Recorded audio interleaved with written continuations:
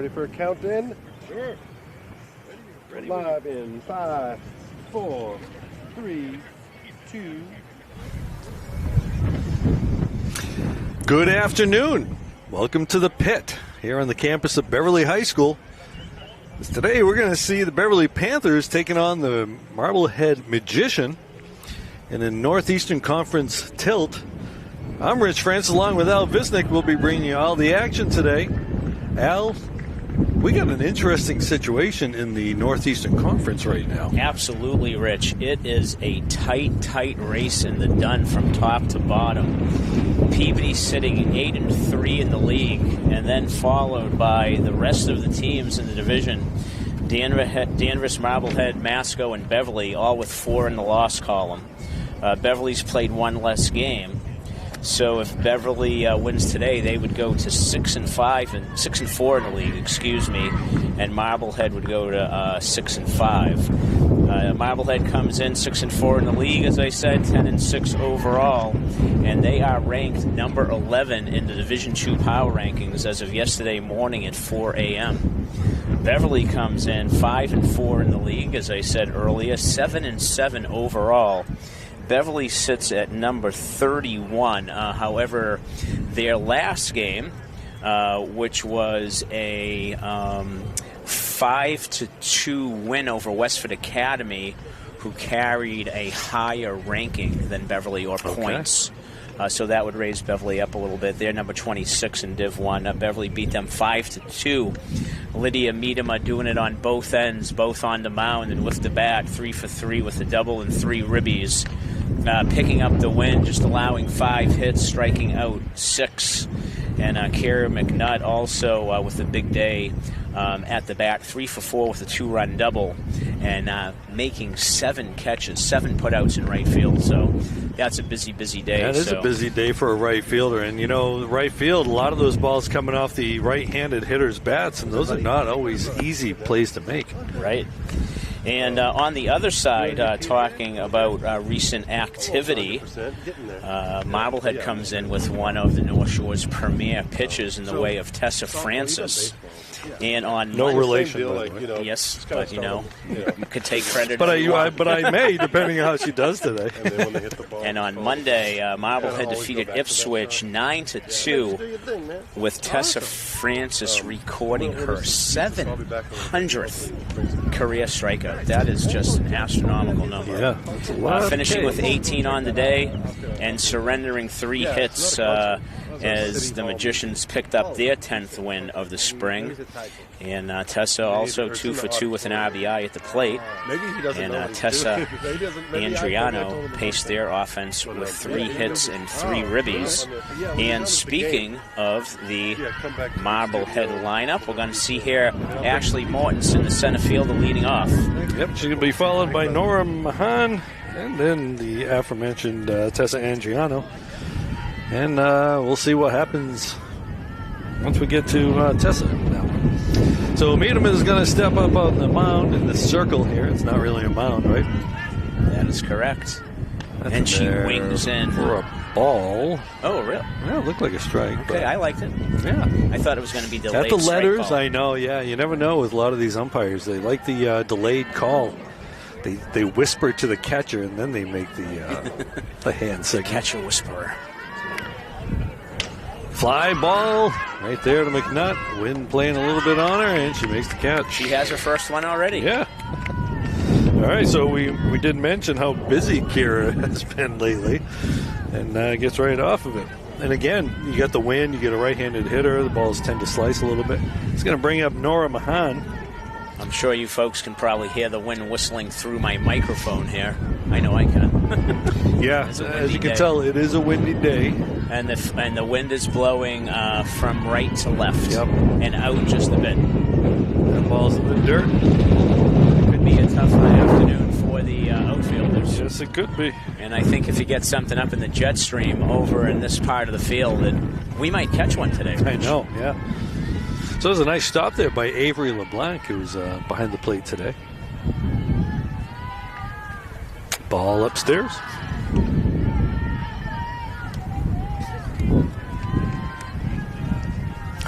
2-0 the count.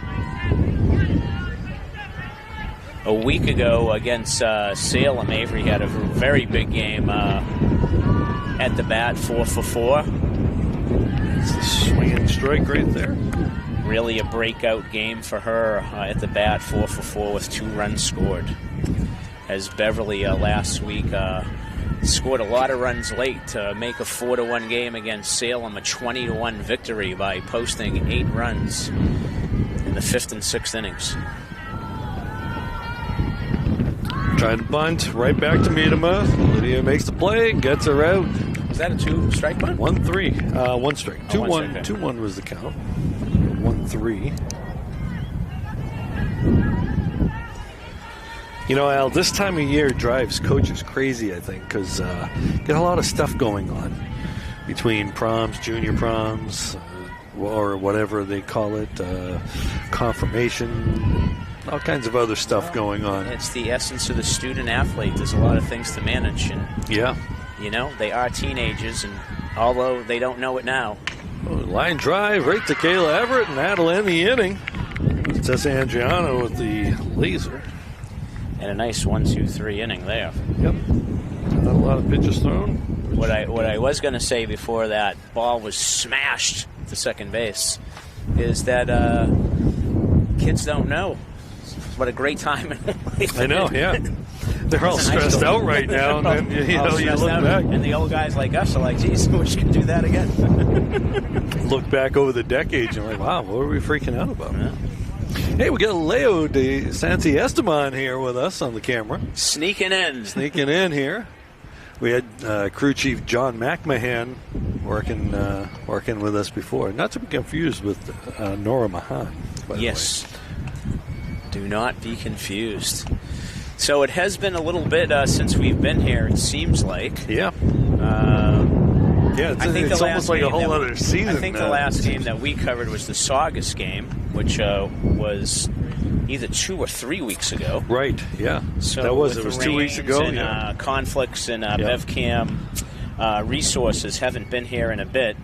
So just backing up to the Beverly's game a week ago on May the 6th against Salem, that 20-1 win. Freshman Mia Moschella started on the mound and came through with a leadoff home run in the top of the second in a 2-1 game at the time. And as I said, Beverly came up big late with 8 runs in both the 5th and 6th. Meredith Johnson going 4 for 4 with 3 runs and 5 RBIs. Hit the ball hard all day, including 2 doubles. Avery LeBlanc, we talked about, breakout game, 4 for 4, 2 runs scored. Senior captain Ella Campos, 3 for 4 with an RBI and 2 runs scored. And sophomore Kayla Everett, 3 for 5 with an RBI, also did quite a bit of damage on the offensive side. But Coach Sudak calling out, though, the hit that broke open the game was off the bat of Sophia Balducci, who came up with a 2-out triple in the 5th that led to Beverly scoring 7 runs with 2 outs and essentially putting the game out of reach. Oh, impressive stuff. Maybe we can send the girls down to Fenway for a tutorial. Yeah, no kidding. Could use some hits from the home team. You know, it's also today. It's also lacrosse, boys lacrosse senior day. Okay. Like day, whatever. And so they're celebrating that over there today, I believe. And we will be covering Friday's baseball game, which will also be a senior day. Yep, and that'll be over at Balchfield because we got the Weekend Warrior Warrior Weekend. Weekend Warrior is a little different story. That's true. Warrior Weekend, yeah. I was reading a bit about that they changed up the week so that families could do their celebration of those activities and then have Memorial Day off as a family and not have it as it typically is on Memorial Day weekend. So they have some reenactments and different camps and everything.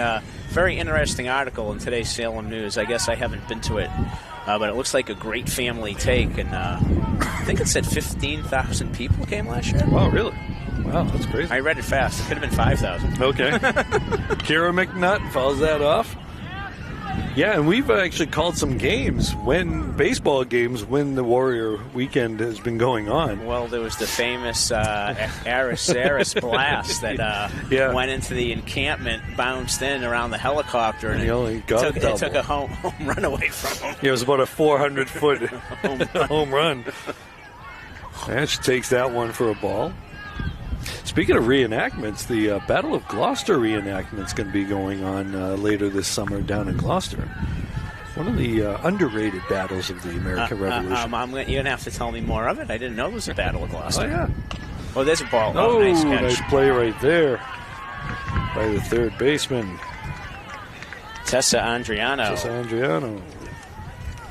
Kara really put a nice piece of aluminum on that. Yeah, Andriano, we saw her in some other sports during the season, too. Yeah, basketball player. And basketball, or did you see her in soccer, too? Basketball, I know that. For sure. And again, a couple of Tessas on this one, and the main focus that everybody's heard of is Tessa Francis, who's, deep. No, not that deep. That's going to get cut down by the wind a little bit. And that's going to be out number there by 2. Meredith, just under it a smidge. Yep, Ashley Mortensen with the play there. So we'll bring up the shortstop, Athena McKenna. Athena moved over, playing third base last year. Moved over with a graduation in Jasmine Feliciano. Yep. Looks like the Panthers, that's a strike on the outside corner. Looks like the Panthers trying to get to Francis quicker in the at-bat. With the amount of strikeouts that she has, Rich, you know that she's going to be around the plate, and you don't want to try to not get behind. Right. Have that aggressive mindset. We saw that last night with the Red Sox. I can't think of the Phillies pitcher, but the name escapes me for the moment. That's going to be a tough one. Foul. But he set the record, I believe, or had the least amount of pitches through 5 innings since like 1960 or something. But the Sox were aggressive in the count early, and after 3 innings, I think he only threw 16 pitches or something. Something crazy. That's crazy.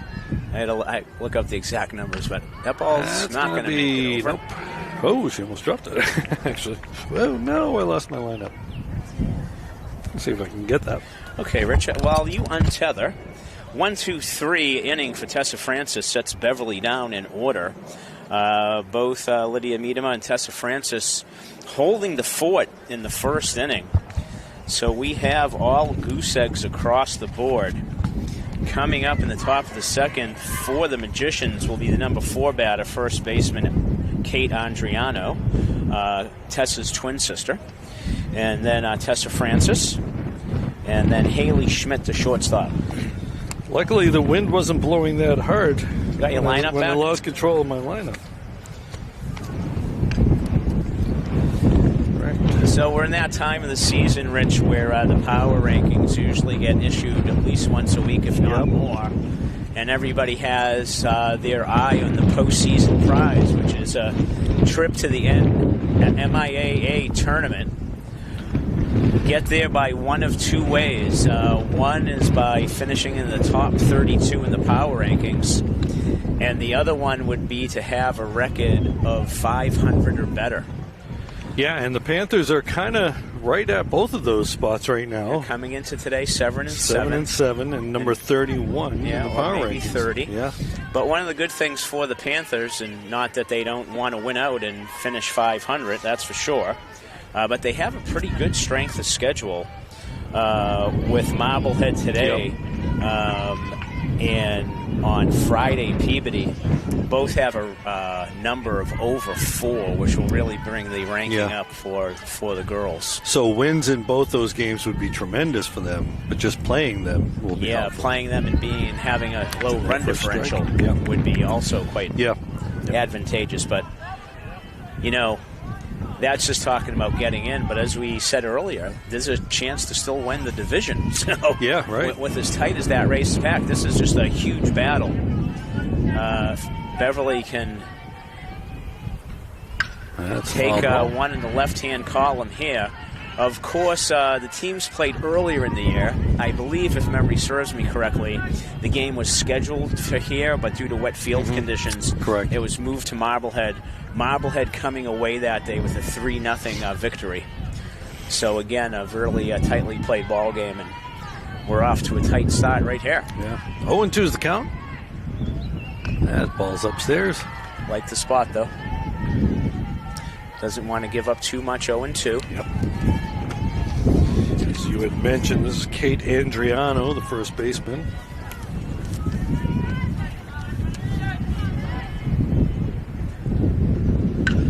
Pop fly, that's going to go out of play. Over the fence. Kara McNutt was all over that one. She was ready. Yeah, she was ready to climb the fence if she needed. But no need. 1-2 the count.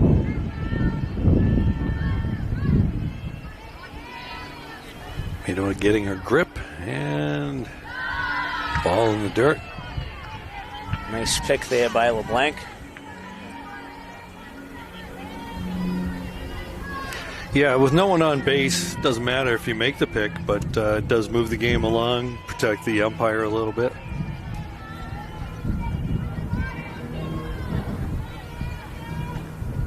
Ooh, back at Miedema, over to Everett. That's going to be a 1-4-3 play right there. Hopefully Lydia's okay. Yeah, shaking it off.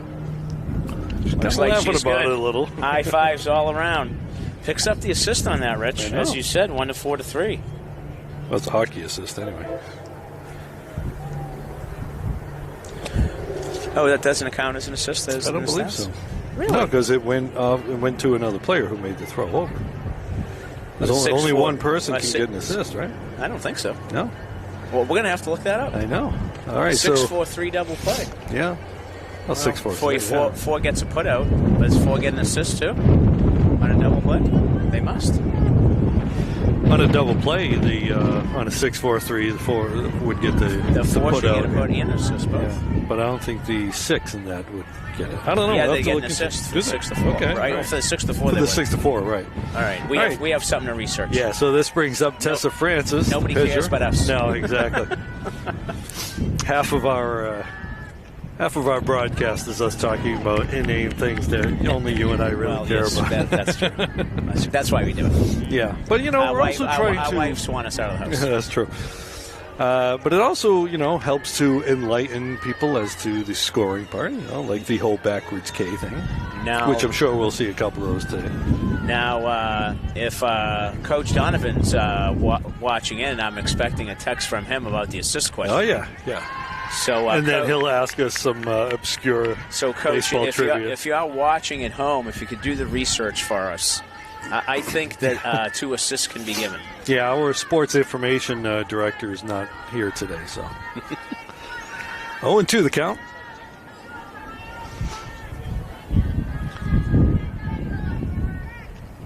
Actually, we'd like to hire a sports information director, and we'll tell you how you can be part of that between the innings. 1-2 the count now. Tessa Francis, all conference, all scholastic pitcher. She was the player of the year last year, wasn't she? I think you're right. I feel like she ducked under that one. So. The ABS would have had her rung up on that, I think, but Maybe we can requisition BevCam for an ABS. That would be nice. Yeah, I don't think the NEC or MIAA will be paying for any of that stuff, that's for sure. Struck her out. Took a little off of that one. Nice pitch there. That's the first K of the day. Which is ironic. No. Don't you think? A lot of pitches. A couple of pitches there who strike out a lot of batters. Yeah. This is going to bring up Haley Schmidt, the shortstop. Schmidt finished the inning in the field with that pup liner. Ball in the dirt. Getting stopped there by LeBlanc. Rich, I was scouring the Salem News to see if any stats were out for area leaders, but I haven't seen anything yet. Have you? No, I think they tend to do it on like Fridays, I think. Okay. I don't think it's been issued yet this year. So Okay. I did find one for lacrosse. Yeah. That's going to be a ball upstairs. 2-0 the count now.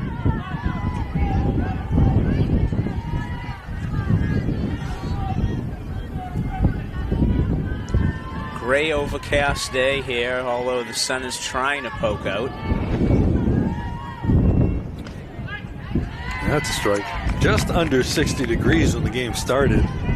But with the wind, it's probably wind chill and a little bit less than that.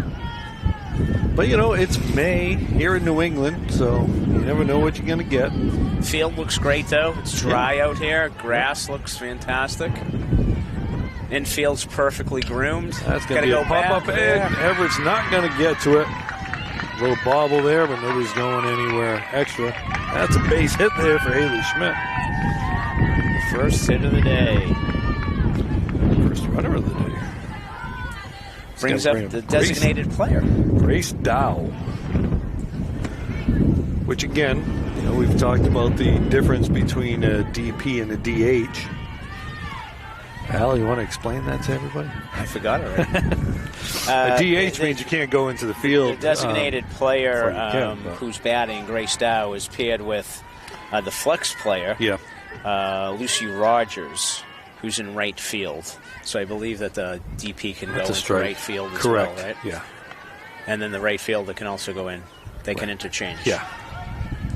Whereas with the DH, you hit for somebody, and if they go in the game, you lose the DH. Yeah. Okay, Coach. A little issue here, maybe, with the lineup. All right, who's batting? Is that number 4? Number 4, Grace Dow, is what we have. That's what I have. Ooh, good catch there. I think does it look like number 10 is batting? That's number 10. Yeah, we have, you have the lineup that the coach gave me. Yep. And it's always possible, Rich, that my Malden High School penmanship failed me. There is no number 10. I think we have a batting out of order here. Yeah, well, I don't know if it's out of order, just the wrong person. No, that's number 10. No, yeah. Not that. So there is no number 10 in our lineup. So we don't have a number 10 on the roster. So I wonder if she just has a different shirt. Could be. Maybe she's not number 4 today. All right, we don't know what's happening. But we're going to go under the assumption that it's Grace Dow, and if somebody wants to let us know who might have an idea, we'll make that change. All right, we'll keep our eyes open. Yeah. So we've got a little sprinkle coming on us now. A little spritz. Yeah. Ground ball to second. Ever with the flip. We get the out at second. That'll end the inning. So the one hit causes no harm.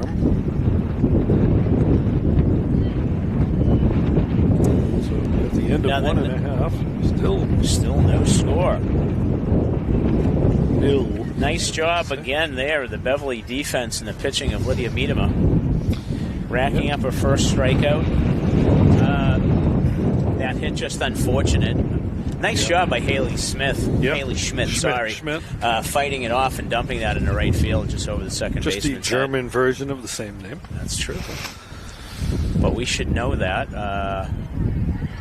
Skylar Schmidt. Skylar. I was going to say Skylar played baseball with the boys at Vikings.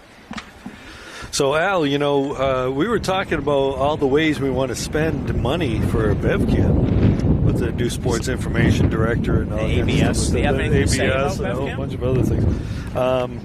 But, you know, BevCam is a non-profit, and much of the revenue for BevCam comes from cable subscribers. Unfortunately, the streaming services don't pay any of it. As more people cut the proverbial cord, BevCam's revenues go down. So your generous donations can help BevCam continue bringing you community events like this game. You can donate anytime at bevcam.org/donate. And while you're online, make sure you subscribe to our 4 YouTube channels. We've got BevCam Government for Government and City Coverage, BevCam Education for Student Storytellers, BevCam Public Access for Community Shows, and, of course, BevCam Sports Network. Your support really does keep community media strong here in Beverly. Now let's get back to the action.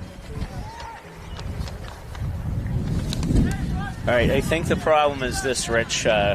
Number 4 looks to be in right field. So I think that the coach wrote 4 instead of probably that 10. Okay. So I think we just got to... I think we're probably right with Grace Dow. Just had the wrong number. Okay. How's that sound? Sure. I'm running with it. All right. All right, so this is Ella Campos up. First baseman today. Another ground ball foul. Beverly bats look quick, Rich. They're ready to hit, that's for sure. Yeah. Of course, a lot of familiarity here. Yep. The only problem with that is you become susceptible to the changeup. And we know Francis has an arsenal of pitches. But she doesn't want to throw a changeup there. High ball. Just a little high. Yeah. Yeah, like we said, it's a little bit of a sprinkle right here. The clouds don't look tremendously dark, but you never know. And we didn't bring an umbrella. 3% chance of rain when I left the house, Rich. Well, this time of year, this time of day, I'd say, while they say 3% chance, I think it's probably more like 90% chance because you never know what you're going to get. We've, you and I have had a lot of, in our days coaching Little League, a lot of these rainy. Oh, that's going to be down for a hit. Nice job sitting on that. Yes, keep the hands back.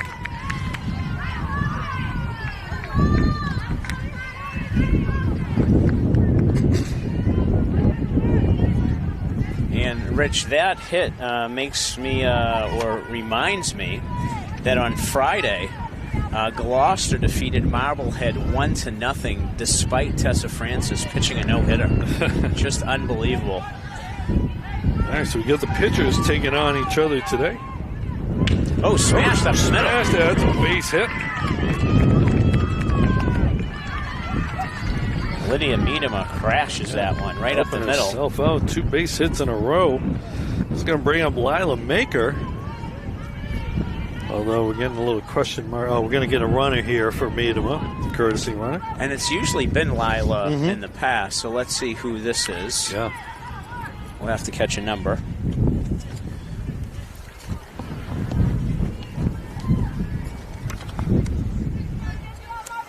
Well, let's see.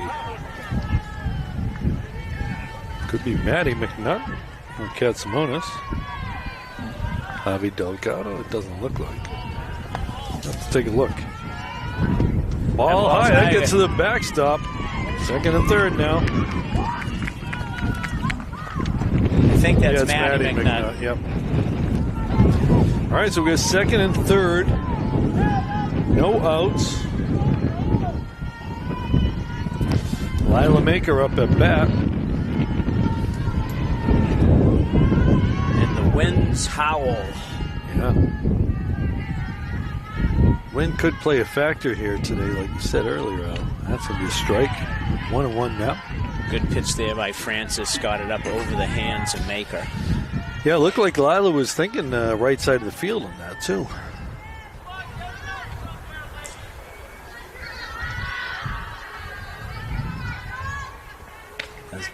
That's a strike. That's a great on the pitch. Inside corner. Real good pitch. That's almost impossible to hit that pitch. I was going to say before that pitch was thrown for strike 2, or maybe throw a safety squeeze down. Yeah.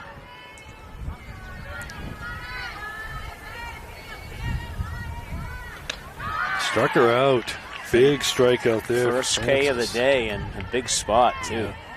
Can bring up Kayla Everett. Kayla over at second base today. Rocky's in the house. Hey, Jasmine. We already talked about you once, so, but not you. Foul tip. Strike right there. Everett being aggressive on that one.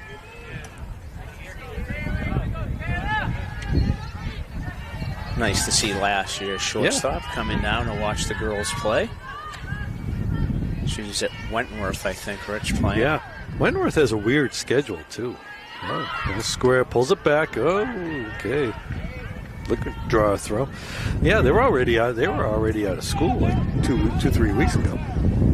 Yeah, a lot of the colleges, depending on when they started, are finishing up this week, next week, last week. Yeah, but they were done in April.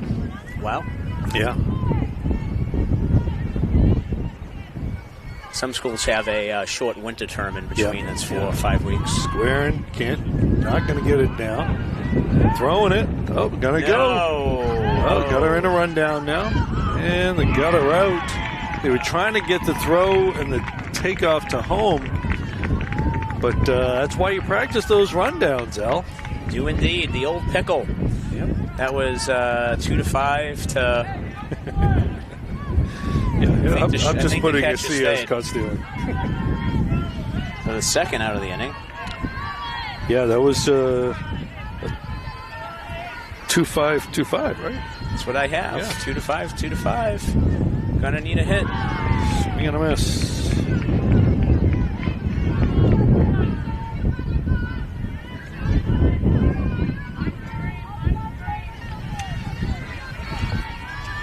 So Francis one batter away from getting out of a big jam.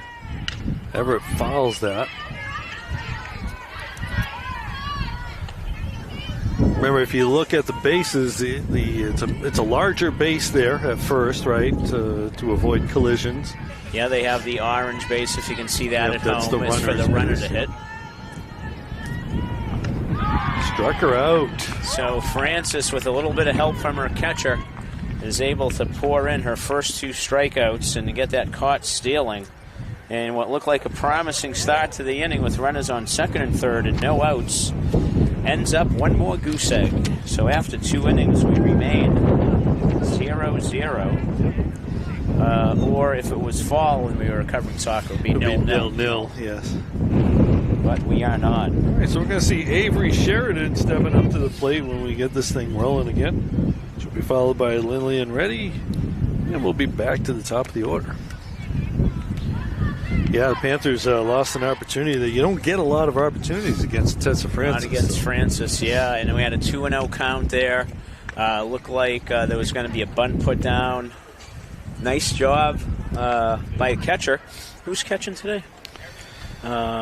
For Marblehead? Yeah, that's Nora Mahan. Nora, nice job there with a couple, one high, one low, and then making the nice throw there and starting that rundown. So getting by with a little bit of help from her friends and then doing the rest of the work herself, the 2 strikeouts. So as we anticipated, Rich, we have a good one here. Going to be a low-scoring affair, it looks like, as it was the first time that these 2 teams met.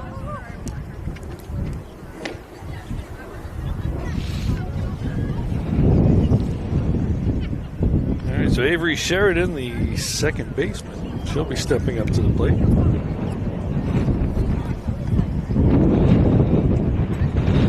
Wind's picking up a little, Al. It is indeed. Audio effects for the fans. Doesn't bode well for old man baseball this evening. And where that's in Dorchester? I'm going to guess it won't be as windy. Well, I don't know. Dorchester can get near the water. That's true.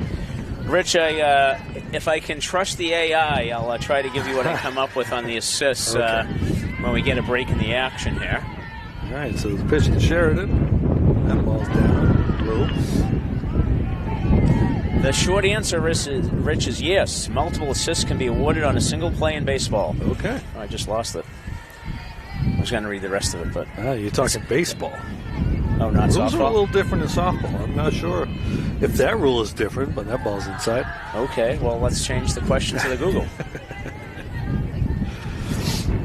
The interweb speaks. The internet machine. Yes, 2 assists can be awarded in softball. All right. 2-0 the count. Make it 2-1. An assist is credited to every fielder who handles the ball or would have handled it but for an error before a putout is recorded, provided the action helps eliminate a batter or runner. Okay. And that ball off of Lydia's hip did help eliminate the runner. Pop fly. Maybe a little trouble. No, it's not, because Kara McNutt's there in right field. Makes that play. want to get a fielding percentage on her, Rich. You're going to have to talk to Coach Sudak. Coach is usually has a plethora of statistics. You just have to ask. Yeah, right. And you know, we talked about how it can be difficult in right field. Right field's probably the hardest of the three positions because you get so many weirdly hit balls. Yeah, the ball off the righty's bat is always going to be tailing towards the line. Here's a lefty, though, now. So yep, Lillian ready. The left fielder. That's a strike there. Good job by Lydia getting up in the zone and over her hands.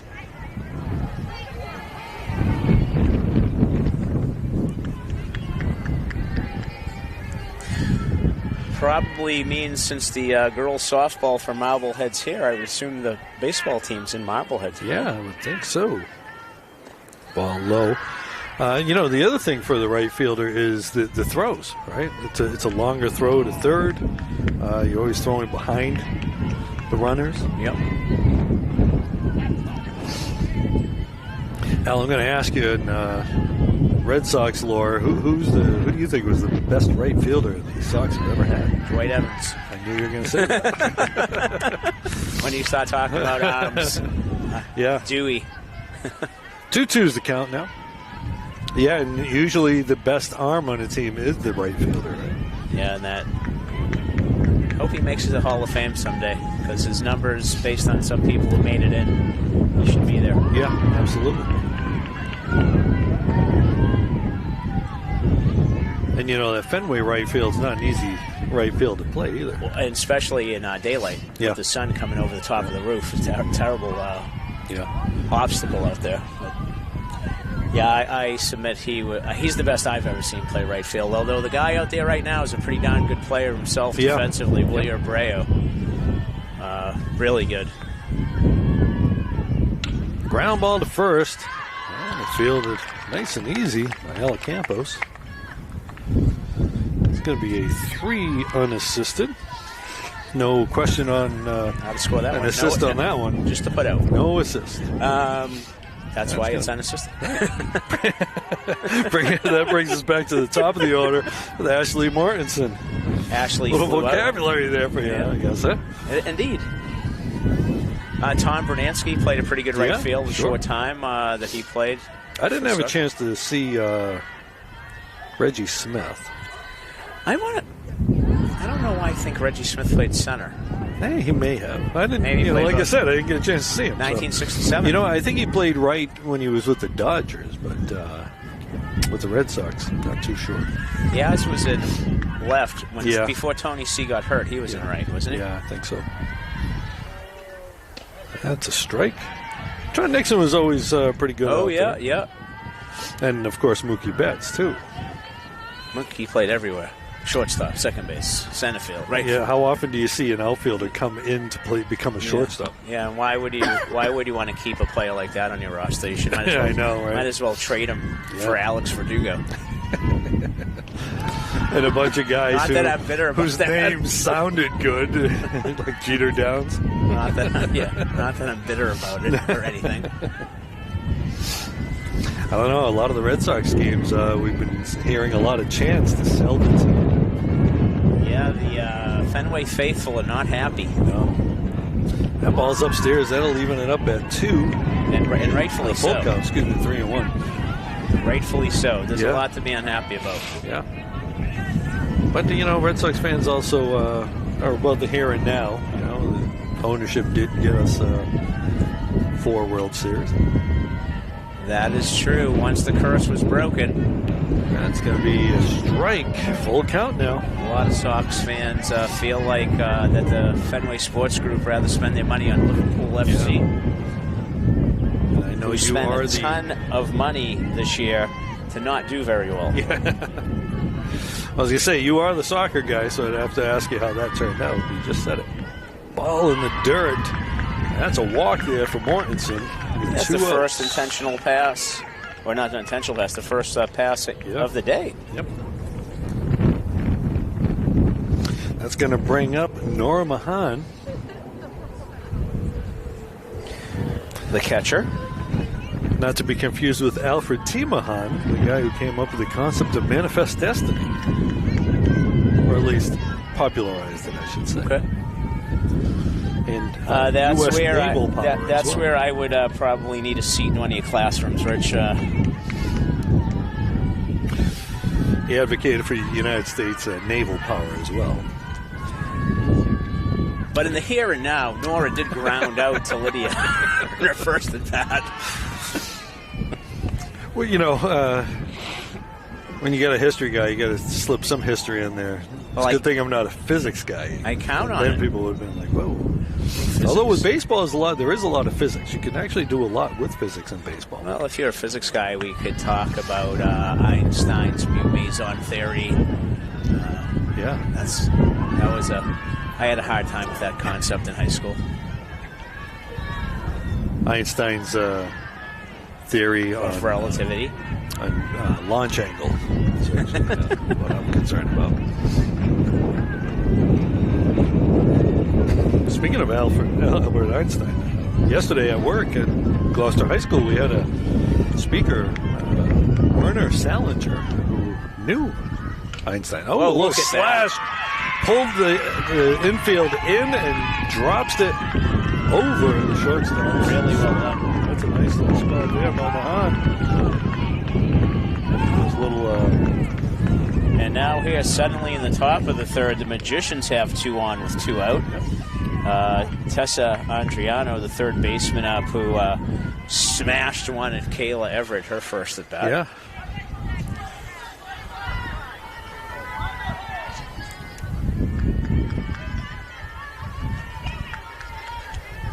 Andriano looking to break this open with 2 outs here. Now it takes a strike at the knees. Strike Beautiful right there. pitch there. Yeah, with 2 outs, the runner will be going on contact, so a base hit should score a run here. And it's Miedema's job to make sure that doesn't happen with a little help from our friends.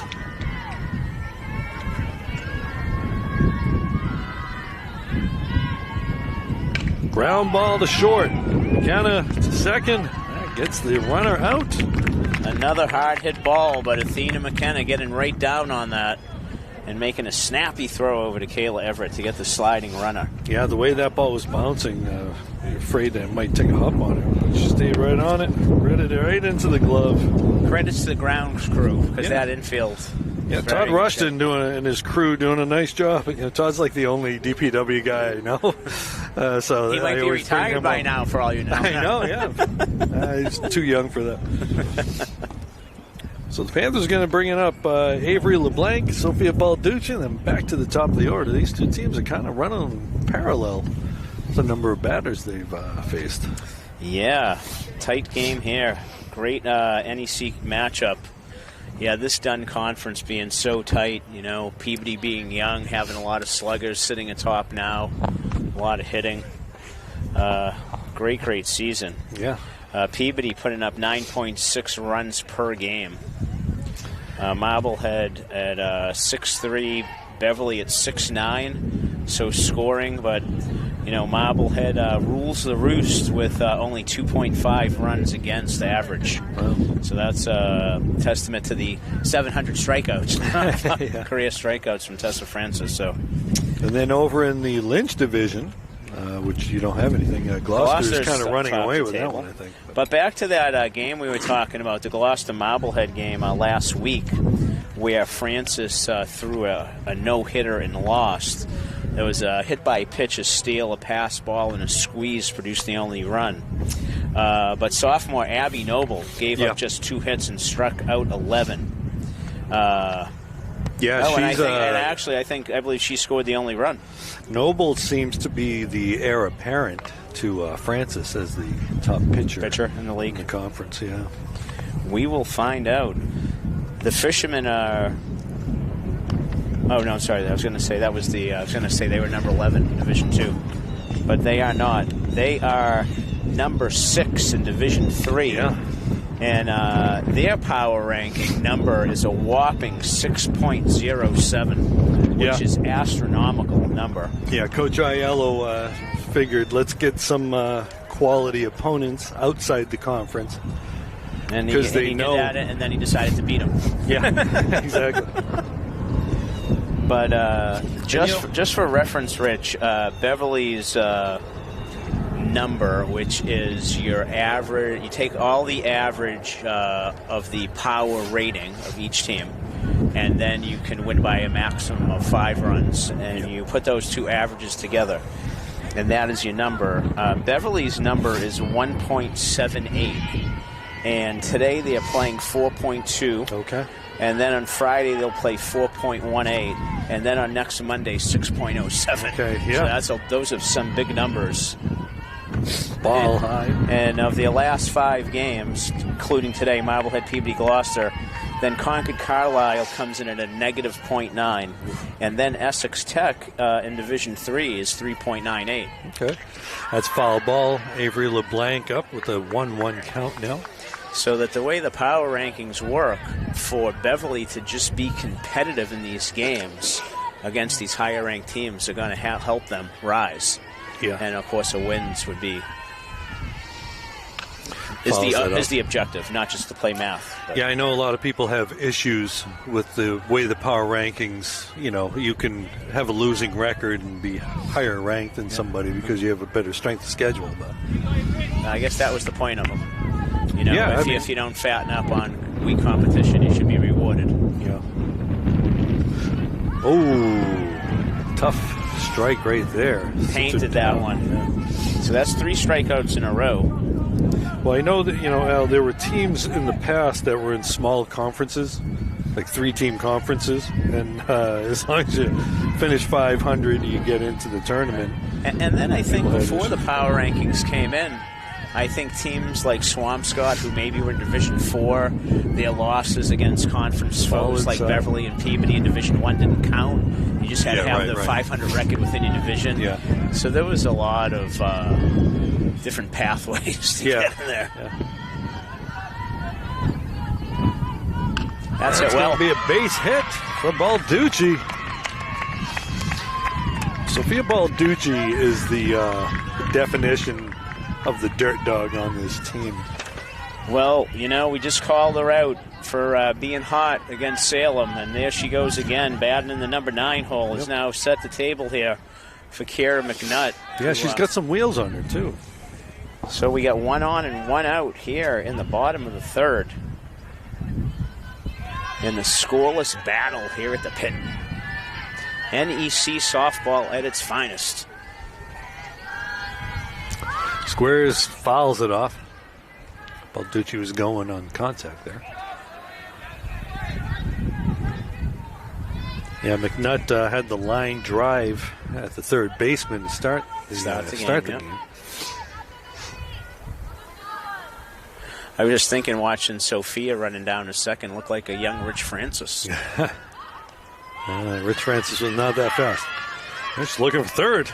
Round's a big turn around third. She was going on the steal. Yeah, she was. Or anticipating the bunt getting down, and with the pass ball, she thought about it for just a second. It's going to put her on second base with no outs. Kara McNutt, who can bunt and slash. It's a 1-1 count. 1 out. Yeah, a play like McNutt brings the infield in, pulls it back. Nobody's holding her. Here comes the center fielder. Yep. Look out. Good job by center fielder Mortensen there. 2-1's the count now. Wanted to maintain my broadcast of professionalism and not yell to her to let her know. Yeah, I appreciate that too, because I can hear you in the microphone. The headphones are turned up plenty high enough today, aren't they? 2-2, the count now. Both teams looking for their first run. Beverly threatened last inning and has a runner in scoring position again. And you got Meredith Johnston on deck now. McNutt slashes that. That's gonna fair. Be foul. No. Foul, though. I was going to say if it was fair, I think it was going to get over the top for her. Yeah, I think so. But a nice job over there in left field of getting over that line quickly. That was well covered by Lillian Reddy, the left fielder. You know, the way McNutt hits, the slasher generally hits the ball to the right side of the left side of the field, like that. But you could really use a pull in it to move the runner over. But yeah, especially with the runner on second, right? Yeah. So generally speaking, if the ball is to the right of the base runner, you want to stay on the ground. Right. But against Francis, it's really about just making contact. And she got it up the It's middle. a base This hit. could They're be a going to run. send Balducci. She rounds the throw. It's going to get in there for run scored. And a big single for Kara McNutt. That was on the right side of the base, by the way. Right side of the field. She hit it to the other side of the bag. So That's I'm right. going to say we over. talked about her pulling the ball up. I'll take no credit for that, but I love the at-bat. It was a really nice Great at-bat by Kara. Stayed alive, fouled off a couple of pitches, and then it got a ball that, as you said, she could get to the right side of the bag. Yep. And actually just barely up the middle. And scores Sophia Balducci for the first run of the afternoon. It's a strike there to Meredith Johnston with a runner on second. 1 out. Johnston's got power, so you're facing Francis with power. Yeah, Meredith flew out to center field last at bat. Ball high. McNutt's ready to go if that ball goes anywhere away from the glove. Yeah, but it is an exciting prospect with the velocity of Francis. To think about Johnson squaring one up. Rain's picking up a little bit. Drive to center, right to the center fielder, unfortunately for Meredith. The wind just settled down right before she hit it. That's her second F8 of the game. That's going to bring up Athena McKenna, who popped up to the shortstop to end the first inning. Yeah, Mortensen had Johnston scouted pretty well right there. McKenna with a big swing there, looking to open the game up a bit. Yeah, again, a good job by Francis working up in the zone. Obviously, she has great velocity, and getting it above the hands makes it awful hard to catch up to. That's in there for a strike. Yeah, that's that pitch on the inside corner that you got to really be able to pull your hands in. See that again now. At this point, maybe the best you can do is just foul it off to stay alive. 2 strikes on the batter, 2 outs, runner on second.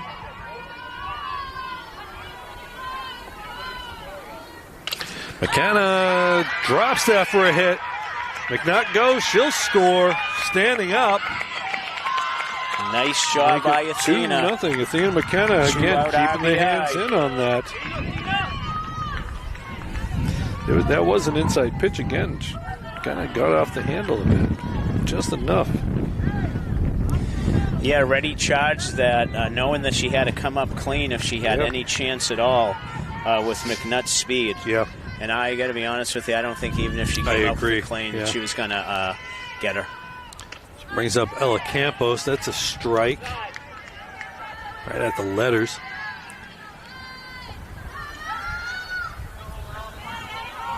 Panthers opening up the lead to 2-0 now. It's that high strike right there.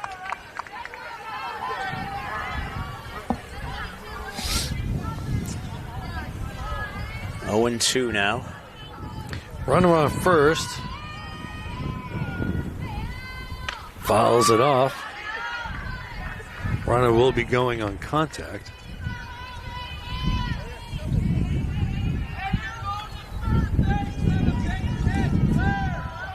Yeah, Francis is awful tough above the waist.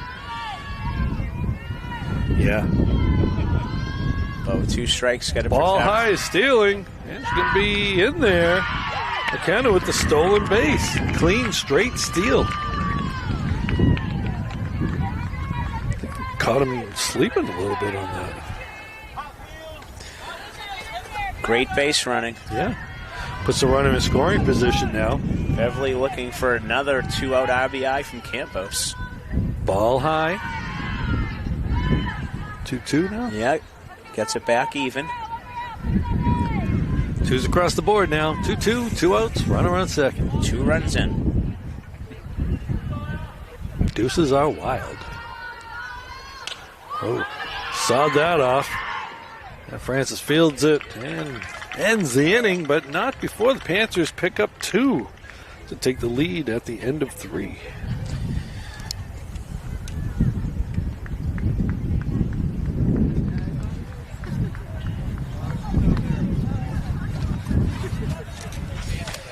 Panthers coming up with 3 hits in that inning, Rich, for 5 total in the game. So in those 2 runs, but really nice job of hitting and a great 2-out RBI there off the bat of Athena McKenna. So when the headers step up to the plate, we're going to see Kate Andriano, followed by Tessa Francis and Haley Schmidt. Andriano leading off an inning for the 2nd time. And hopefully she doesn't hit one off of Lydia's thigh again. Right. Which got our whole discussion on... how many assists can you award?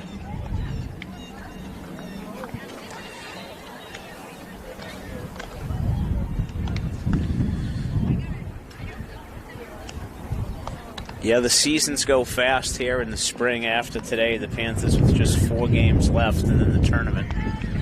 So it's such a compressed season, right? You have your first day of spring tryouts and practice, the 3rd Monday in March, and weather prevents you from doing an awful lot outside very often, and it turns April and you work your way outside and you play in some tough weather, and the 2nd week the season starts, and here we are just maybe 5 weeks later and we're talking about the end of the season. I know, right?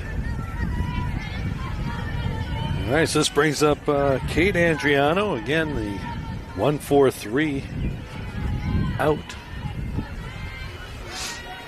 here in the top of the 4th inning. It's been pretty much a pitcher's duel so far. Foul ball, which was kind of to be expected, I guess. The last time we talked about that, actually, you weren't here for that game. I was talking about a pitcher's duel, and it turned into a rout. Fireworks all over the place. Peabody, when they faced Peabody. Yeah, I mean, even within a game like this, it could potentially turn. Yeah, oh yeah. It doesn't have the feel of it, but the way these 2 teams play, either way, it could definitely go that way.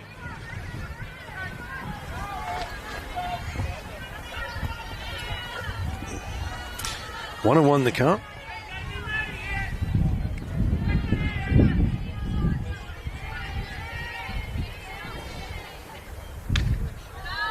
Can't get the frame by LeBlanc. 2-1 now.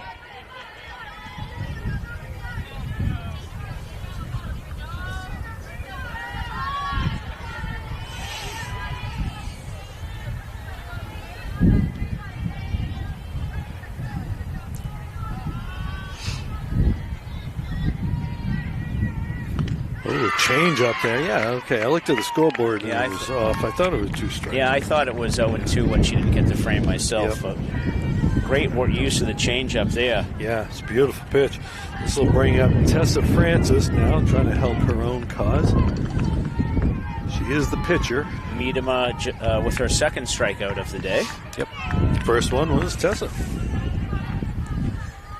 I guess you could say turnaround is fair play with the amount of times that I guess Tessa strikes out batters. Yeah, I'd imagine anytime someone strikes out Francis, it's a little extra for the pitcher. Yeah, excellent player.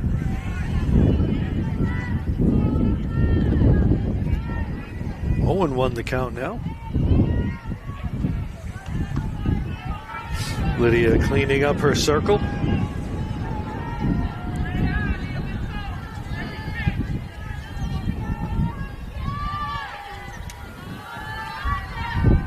And the pitch, that's in there for a strike. 2. Good looking pitch. Yeah. Outside corner at the knees. Beverly's left side of the infield needs to be ready if she's going to put that spot right there again. Yeah.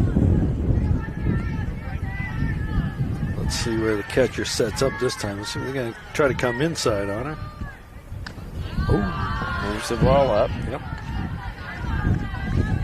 It's Olivia O'Connell over at third. Get that glove ready. Yeah. Get the feet ready as well. 1-2 the count now. 1 out. Tessa Francis at the plate. Miedema delivers. Pop fly. And Everett's over there to make the play. Karen McNutt's upset because she likes to make those plays. But you know what? It's an out, so she'll take it. Well done by Kayla. Read the ball well. Got back out into the outfield grass and turned. And called for it. Good communication out there. And Rich was only kidding when he watched this at home. There was nobody being upset. This will bring up Haley Schmidt. I just think that Kara thinks that every ball is an opportunity that she can get to anything. Why shouldn't it be? Yeah. Haley had the first hit for the Magicians with a base hit back in the second inning. Yep. But she was stranded there, or actually was erased on a fielder's choice. When we had a little controversy with who was batting.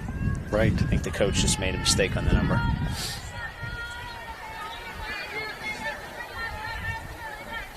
Now, some coaches might have, taken umbrage with that. I think squares it down. Nice bunt. Nice bunt. Miedema can't get her. Going to be safe. I think she was getting in there with the base hit. Yeah, absolutely. I think she had beat that. So that's going to bring up Grace Dow. Grace grounded to Kayla Everett, who flipped to Athena McKenna. Yeah, and Dow was the batter that you just mentioned with the number issue.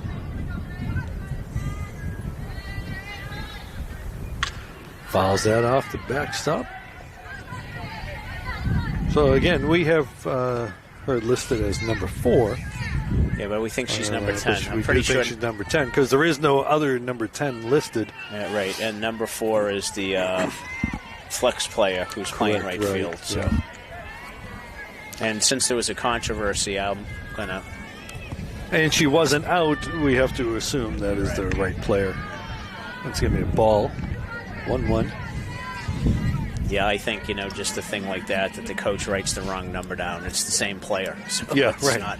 It's not batting out of name's order. right. Yeah, the name is right. It's the right player. It's just that the number is wrong. Unless the coach whispers and says, if they ask, this is your name. That's who you are today. Nice change up right there. Make it 1-2.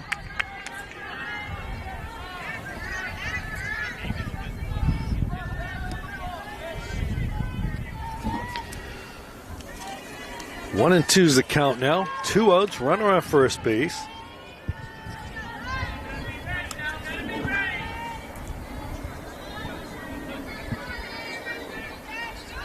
Ground ball, foul. The runner was going on the pitch.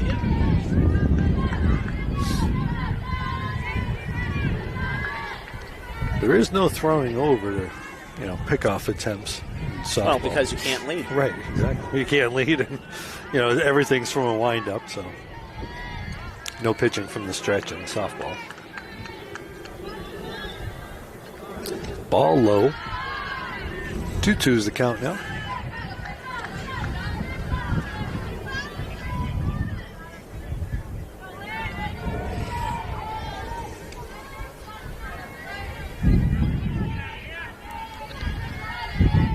And 2-2's the count. Miedema ready to deliver to Grace Dow. And the pitch. So ball low. Runner goes. The nice throw. throw. Whoa. Almost. It's a nice throw. Very close. Good slide by Schmidt. Good pick by McKenna, too. Yep. Throw right on the bag. Very close. go down as a stolen base for Schmidt. Runner in scoring position now with a full count. 2 outs. She'll be going on contact. Ground ball will have to go to first base there. No force. Ground ball, foul. All right. The blank making the play anyway. Don't blame her. No, you got to do it. Umpire did call that right away, but yeah. That was a tough pitch too, down and in. Yeah, great pitch. Really just buried that. Good job by Dow to fight it off. Yep. What do you go, Rich? Change up, fastball up. What are you throwing? Got to go fastball up. Okay, here we go. Yeah, ball's in the dirt. Well, first base was open. Yep. That's going to bring Avery Sheridan up to the plate. Now you got runners on first and second here. Avery flew out to Kara McNutt in her only at bat back in the third as she led off last inning.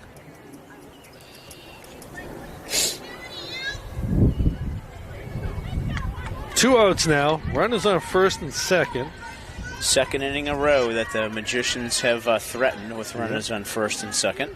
If you're just joining us, it's the top of the fourth.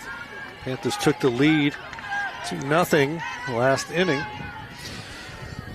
But Marblehead knocking on the door. Ball low. Runners do not go. Every time I hear knocking on the door, Rich, I think of Billy Rohr. Really? Knocking on the door of fame. Okay.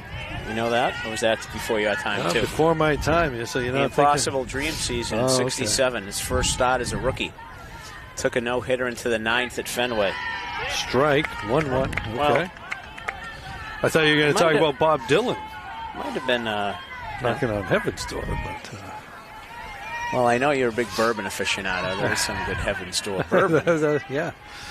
Or Deep Purple's knocking at your door. Ooh, change up right there. Mixed her up. 1-2 now.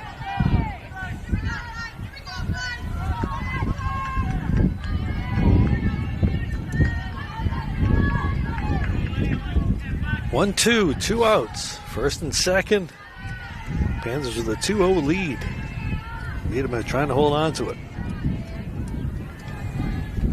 And she does. Nice job by Lydia. Again, elevated just enough. 2 runs stranded. That's what you wanted. That's what you called for on the last batter, Rich. Yeah. Just off a batter.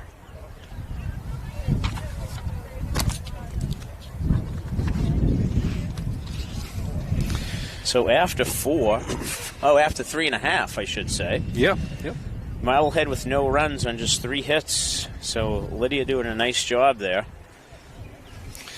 Beverly. Sorry? No, go ahead. And Beverly is going to lead off with their pitcher. I was just going to take out the tin can here for a second. You know, folks, BevCam is a nonprofit. Okay, and so, most of our revenue comes from cable subscribers until that rule gets changed. But, with so many people cutting the cord now, a lot of our revenue is coming from donations. So if you want to help out, keep all this stuff going, get Al his sports information director in his ABS system. You can donate at bevcam.org/donate.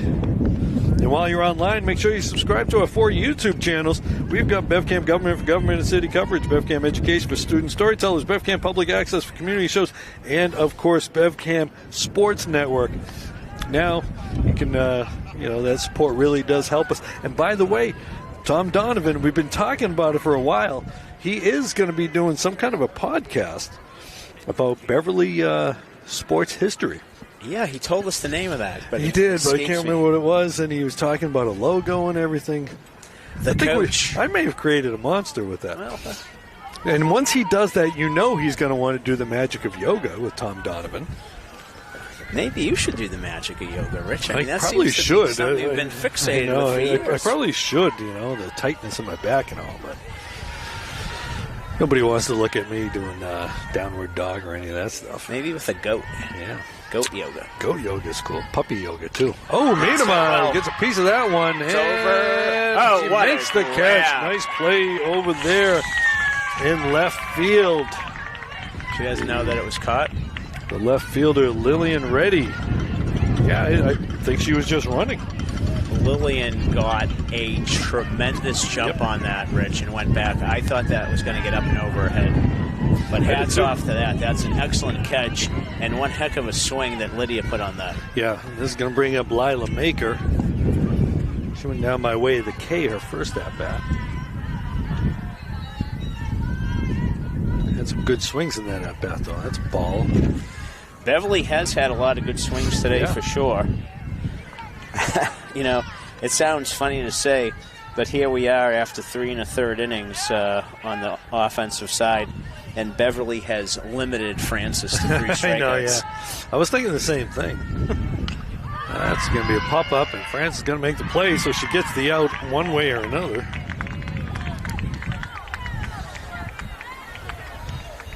That'll bring up Kayla Everett.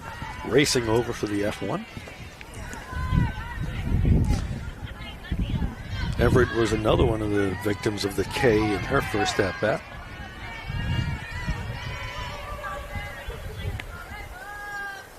Fouled that off, smoked that one.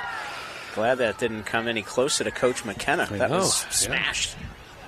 So it is a bit of a sprinkle here. Nothing, not a deluge or anything, but just enough to be annoying to wet our score books. Ball in the dirt. Yeah, it's the first moisture the scorebooks have actually seen this year. Had a baseball game last year that the paper got so wet I couldn't even keep score anymore. Yeah. And I didn't know there was a no-hitter because of that. You weren't at that game. That's a strike. I maybe should have learned from that when you said you couldn't be there, that it was going to be a rainy day. Yeah, I look at the weather report and I determine, I get the Farmer's Almanac that helps me figure out whether... Get a meeting after school today. I got something going on. Ball upstairs, 2-2 now. The Farmer's Almanac. Which they that's no still longer around, right? print anymore. They stopped. They ended the printing of it, yeah. Really? Yeah. Was that started by Benjamin Franklin? That was Poor Richard's Almanac. Oh, okay. That's a strike. Gone around the inside corner. And Tessa Francis decides that her teammates need to get back in and hit. Yeah, and I think Tessa heard us talking about the limiting of the strikes. She picks up another strikeout right there to give her 4 on the day. Lillian Reddy, who made that great catch in left field, ironically, will lead off. As so often happens. I feel like that was a thing that, again, before your time, when Bob Ure and the Big Bad Bruins were playing, and Fred Cusick, Johnny Fred Pearson, Cusick, yep. They'd have a great play on one end, and they'd go down and score on the other end, and he'd say, "How often do you see it?" Yeah. Well, it is kind of a thing. They do use it in the professional broadcasting, as so often happens. Guy who makes the play. Now the rain's picking up a little bit more. What about our kept my mouth shut about it.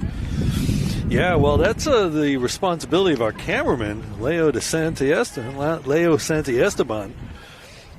Leo, what are you going to do to protect that? Going to take your jacket off and be chivalrous? I think that's what I have to do. Well, we've got a lot of equipment over there. Maybe just put something over there. I don't know.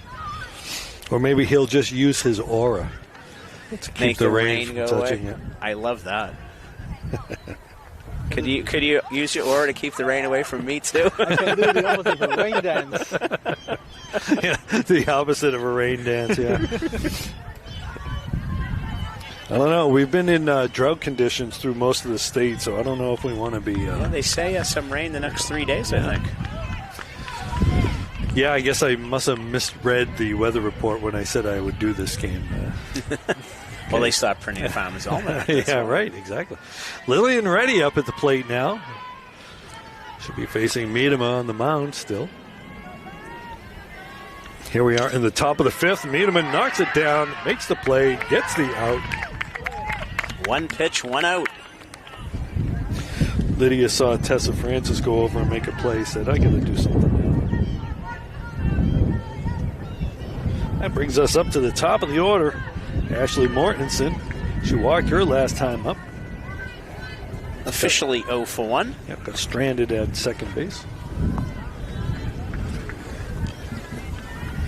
She's had a couple catches out in center field,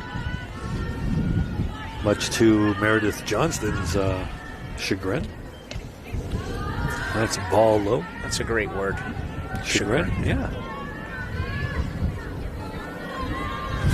It's a little easier than consternation. Yes.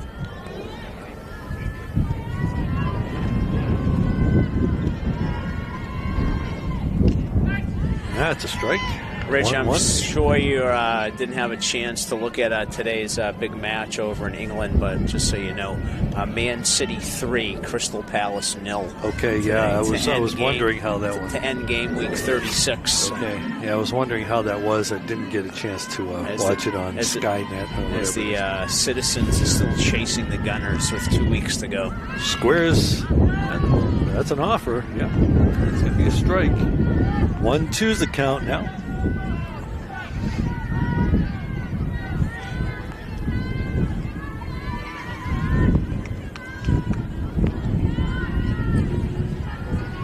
Sun's just still trying to poke out behind that cloud. It's raining on us. The sun's, I wouldn't say it's shining. And that ball's going to drop in for a hit from Mortensen. Johnston gets the ball in a hurry. Mortensen's got some wheels. It's going to bring up Nora Mahan. Got a base hit her last at bat. Got one out here. Rich, goes without saying as Marblehead has cycled back around to the top of the order, and the girls get their third look at Lydia. Yeah. This is a crucial junction in the game here. Goes without saying. Squares gets it down. Foul. Great job by Avery LeBlanc. Boy, she was on that as quick as a cat. Usually we reserve that for Katsimonis. That is true. Sorry, Kat. I was going to go with quick as a wink. I was going to go with quick as a wink. Okay. All right. But I figured I was, everybody already knows I'm old, so if I use that, they'll say, geez, that guy's really old. I think they're already saying that, Al. That should strike. Be a strike. All right. 0-2 now the count. Let's see if Mortensen tries to steal here. 0-2. We've seen them already try to steal. 0-2 is a pitch where you might throw something. Schmidt successfully stole the base. We'll see what happens here.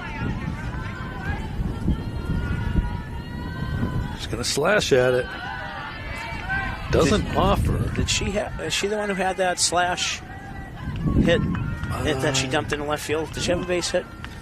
She did have a base hit. Let me uncover my scorebook. She did have a base hit. Yeah, remember she came up like she was going to bunt it, and then popped it over the and then infield's head. she flared out into left field. Yeah. 1-2 the count.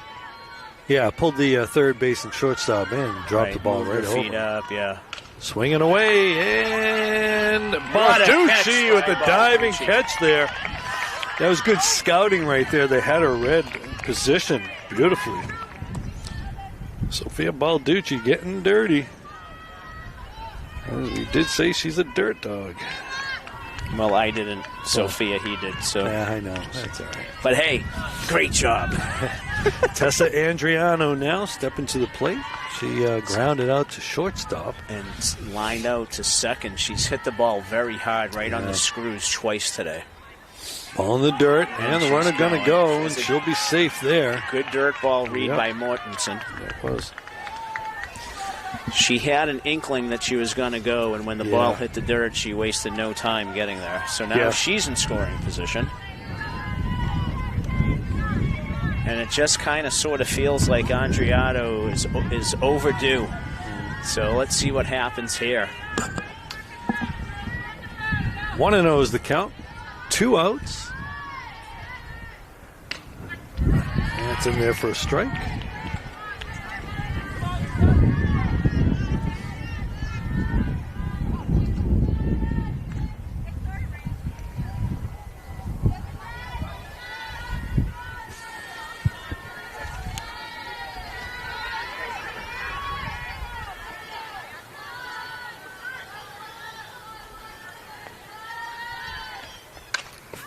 Pop fly, and Everett's there making the play. Big out for the Panthers and a very crucial at bat to maintain the lead. Third inning in a row that the Magicians have put runners in scoring position, but Beverly's defense has remained stout. Out of it. That's going to bring up Avery LeBlanc, and then Balducci, who had that nice catch out in left field. Left field is getting flashing the leather out there. Yeah, this has been a great game. I mean, the fielding's been flawless. The pitching's been phenomenal. Hits are at an economy. But Beverly is working hard to maintain that 2-0 lead. Just great Northeast Conference action. Hopefully you folks are enjoying this one at home as much as we are here. I'm guessing you're enjoying it more than we are since you're not getting wet right now. A little drier than we are. So, I'm not going to lie, my toes are getting a little cold out here. Feet are getting cold. Okay.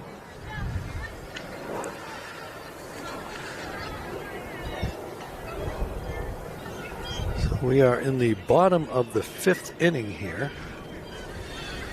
And Rich, just to further your soccer education, because I feel responsible for your soccer education. Yeah, absolutely. We have an extremely big match tonight at Gillette Stadium, a top-the-table match.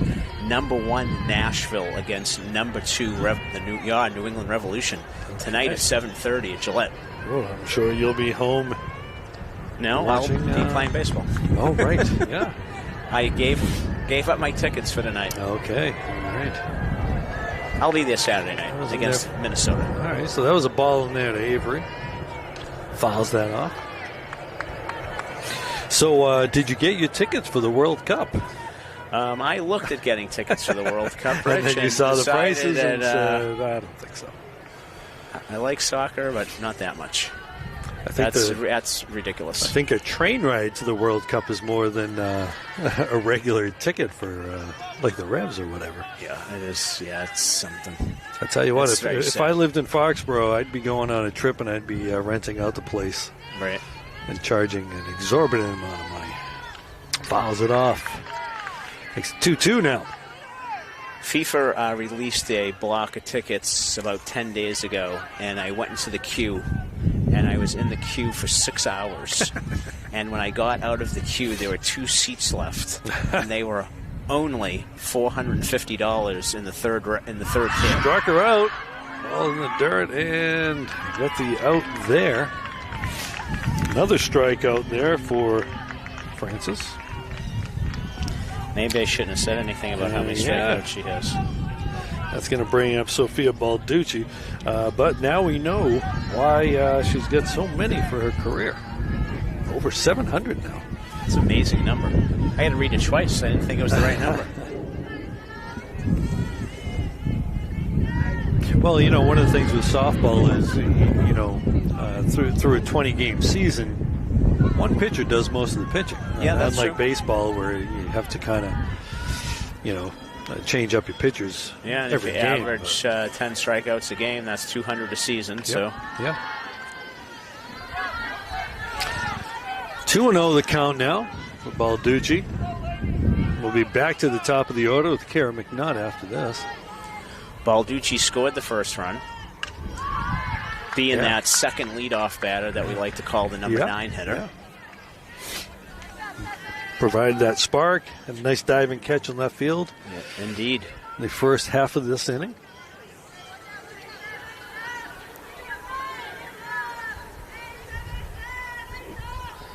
It's going to be a ball, make it 3-1. She's doing a nice job of laying off the high stuff and the change of speed. Hitters count, as we like to say. Yep. You got to love it if you're going to go for it. Francis steps up. Yeah, lets it go. Foul ball. Nice half. Full count now. Didn't get cheated there. Unfortunately, no JV game today, Rich. I wonder why that is. Does Marblehead not have a JV team? I would imagine they would. Yeah, but, I do too. I don't know. All kinds of circumstances that may have had a play in that. That's smashed. Oh, dude, just smashed it, my. unfortunately, right at Mortensen, who was right there to make the play. She's swinging a great stick Hard right hit now, ball. Rich. Yep. Back to the top of the order with Kara McNutt here. There's been some hard hit balls on both sides today, right Yeah. at people. Defense has been tremendous for both teams. Kara is 1 for 2 with a run scored and an RBI. Ball outside.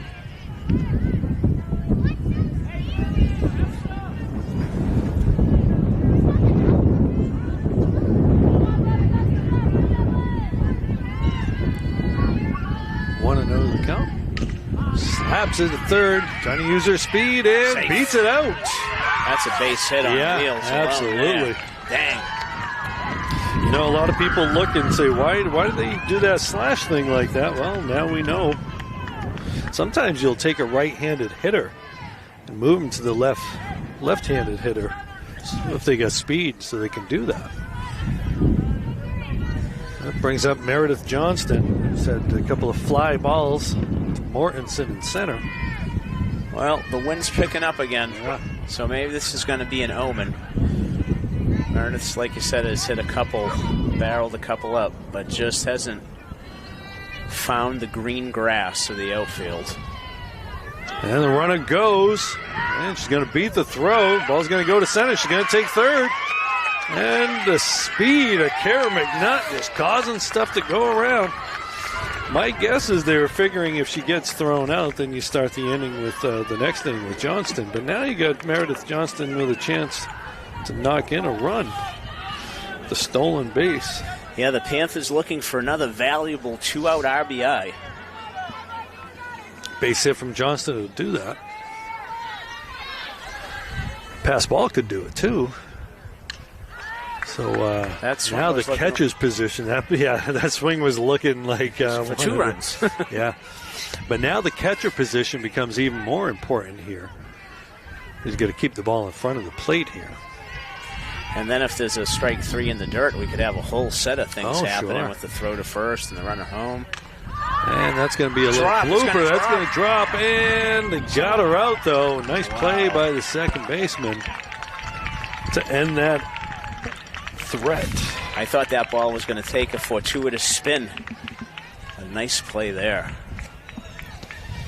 And at the end of 5, still 2-0 Panthers.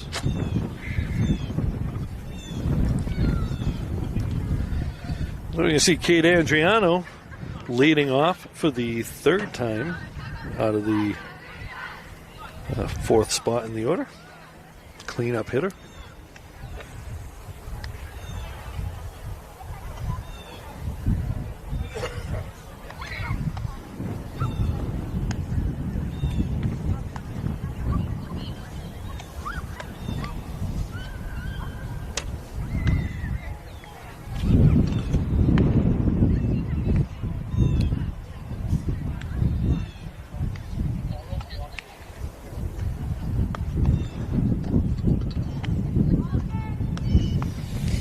Yeah, there have not been a lot of base runners and not a lot of offense. Pitching and defense have dominated. Beverly, just with those 2 runs in the 3rd inning, is all that either team has managed to put across.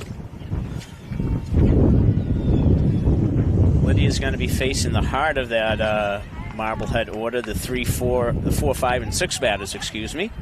Kate Adriano, Tessa Francis, and Haley Schmidt. All right, so Andriano's going to step up to the plate. As you said, she's let off two innings so far this inning, this game. This will be her 3rd inning, batting the leadoff spot. And okay, now we're ready to go. The rain is taking a little break right now. It's going to be in there for strike. Tough pitch by Lydia right there.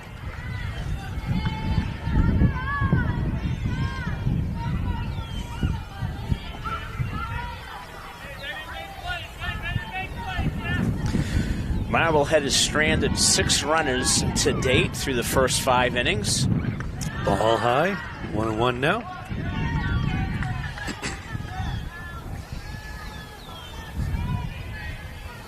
And just 4 hits. Yeah, with 2 innings left to go, a lot of stuff could happen, Al. Absolutely. That's upstairs. Can't get the frame. Find a blank.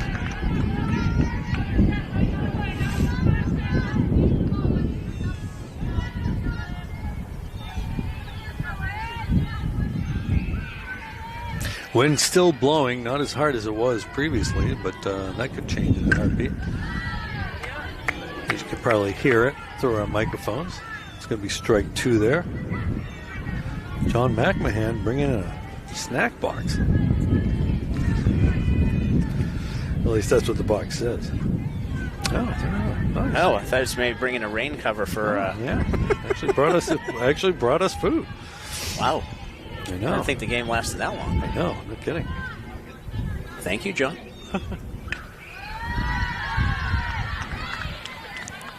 It does say snack box on the box.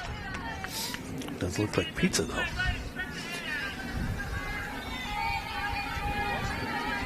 Full count now. Andriano looking to get on base here and start something up. Fly ball. It'll be a tough one. That's going to drop down. Johnston started back. Looked like it was going to go a little further than it did. Yeah, that was in a tough spot. Yeah. So that puts the leadoff batter on first base, and that's going to bring up Tessa Francis.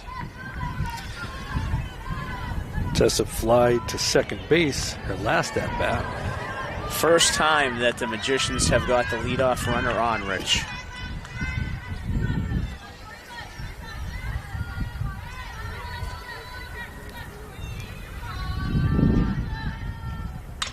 Fly ball deep. That ball is out of here as Tessa Francis helping herself up by tying the game with the long ball. That ball just kept on going now. Yeah, she hit that into the left center field gap, and that ball just kept on traveling.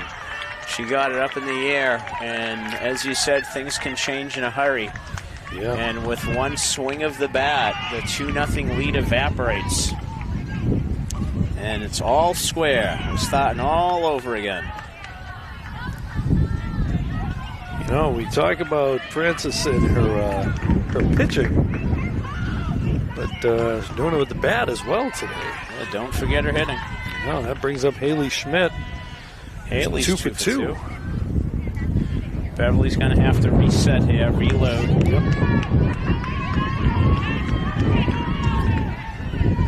Well, facing a Marblehead team like this, I don't think anyone was thinking they were going to win a game 2-0 against them. So, well, I was starting to.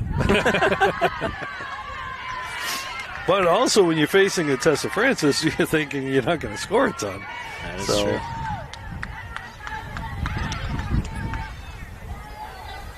So Schmidt's got 2 singles on the day and a stolen base. Niederman delivers, fouls it off. 1-1 the count.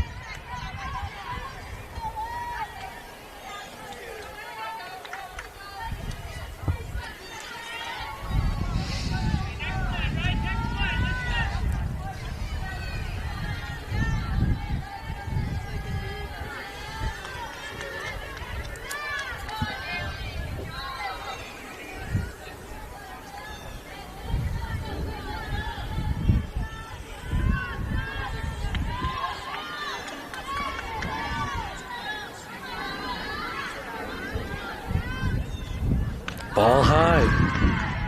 2-1 now.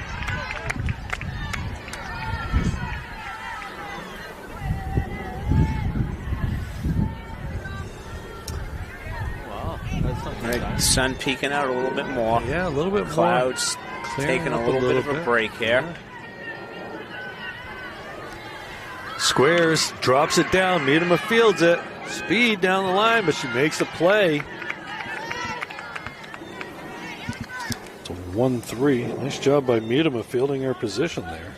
Yeah, PFP, that pitcher fielding play. And that was only the first time that Schmidt's been retired today. Yeah, that's going to bring up Grace Dow. Grace drew one of only 2 walks issued by Miedema today. And we had a little confusion with her first at bat. That's going to go to Everett. She's going to have to field it off the ground. And she got a nice play by Kayla on that one. It was one of those tweeners that she was able to make the play on. Yeah, so many times when a ball goes like that, coming off the righty's bat, it's going to spin too. So around, she did a great job and a nice strong throw. And great job by Ella Campos, because that's not the world's easiest thing to have a bullet thrown at you from up so close. Yeah. This is going to bring up Avery Sheridan. Avery has flown out to Kara McNutt and struck out. Ball in the dirt. 1-0 the count.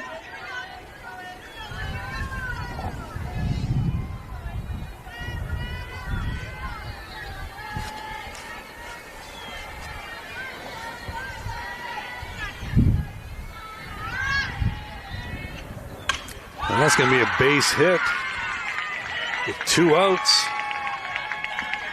Sheridan getting another runner on base here for Lillian Reddy. Lillian, the left fielder, had a great catch earlier. Yeah. Grounded out to first to Ella. And then a 1-3. Lydia to Ella back in the 5th. So this is the number 9 batter. So Marblehead will be back to the top, and hopefully not until the 7th inning. We got 2 outs here. Strike.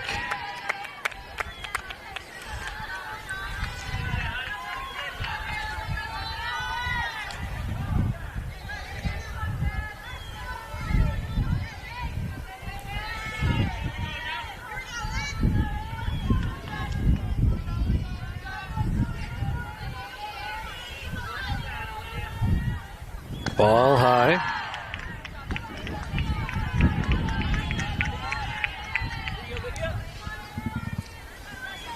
Two and 1 the count. 2 outs, runner on first, all tied at 2. Here in the top of the 6th, if you're just joining us at the pit. And if you are, get on the YouTube channel and rewind it, because you've been missing a good one. Strike 2.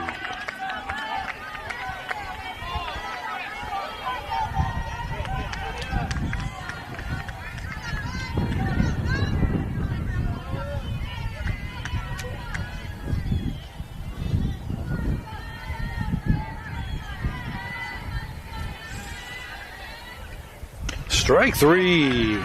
That'll end the inning, but it's all tied up now.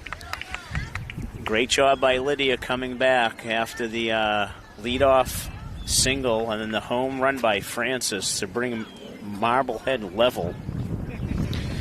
Yeah, Marblehead will have the top of the order to start next inning. Beverly will be looking to go back on top with the heart of their order. Coming up as the 3-4-5 batters, Athena McKenna, Ella Campos, and Lydia Miedema. So Beverly want to try to get back on top and get themselves back in front.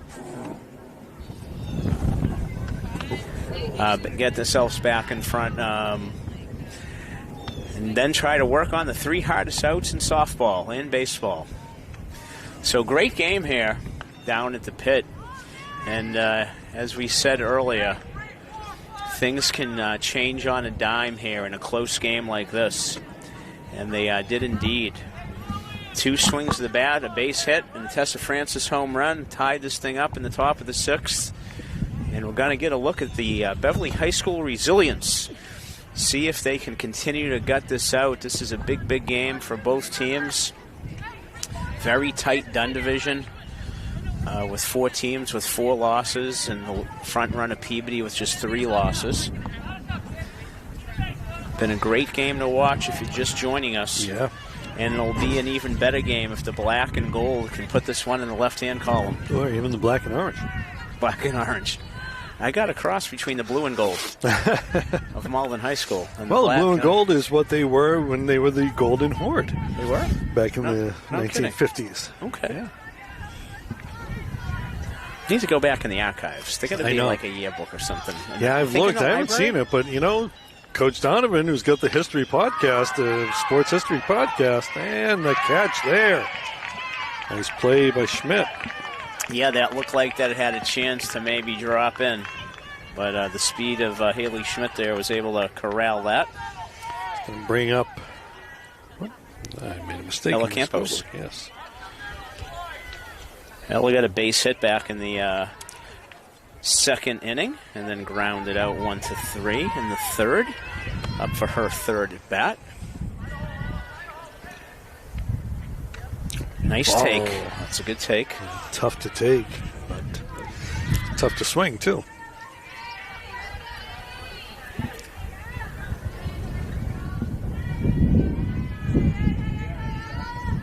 That's going to be a strike. Nice change up there over the outside part of the dish. Another close Beverly Marblehead battle. Back in April, 3-0 were the victors from Marblehead. Ball outside and low. And in the bottom of the sixth here, this one is up for grabs.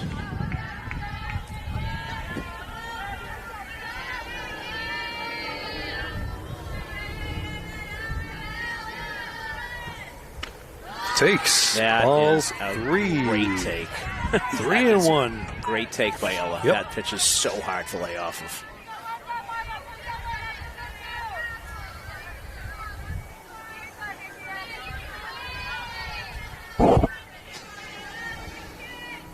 That's in there for a strike. Full count now. Campos just looking to get on base here.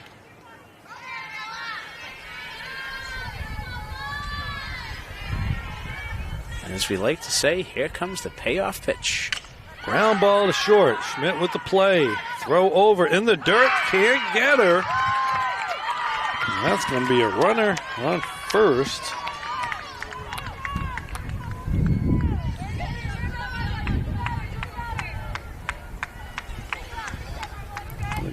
Okay, so what do we got going on here? Not quite We're going to sure. get a runner. Yes. We're going to get a runner for Campos here. We're going to see Madeline McNutt come in. And interesting because Maddie has been the courtesy runner for Miedema here. so does that mean that she's now a substitute for Campos? She's a sub for Campos, but I'm going to guess she can re-enter. Okay. Obviously a big run. Yep. Well, yeah, I mean, why save her for Lydia when, A, you don't know if she's going to get on base, but B, you have a base right there to try to move her around. And you get one out.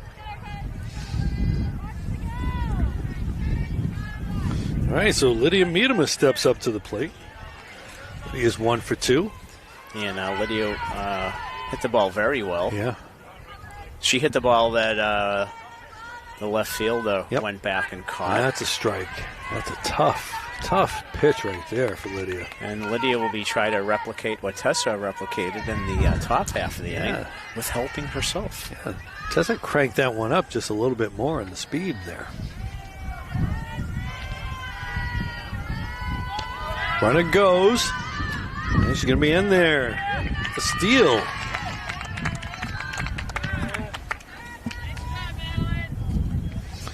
Patty McNutt with the steal. Madeline, as the fans next to us are saying. Looked like Schmidt might have hurt herself a little bit trying to get to that ball. Do not like to see that. Hopefully No. she's okay. Hopefully just something temporary. Yeah, she might have just twisted something up That a little throw bit. was a little bit on the first base side. She had to go back for it. They're checking her out, and I don't see the trainer here. Probably because there's a lacrosse going on, so the trainer's there. if they need, they can bring her over. But, Al, we got you here, too.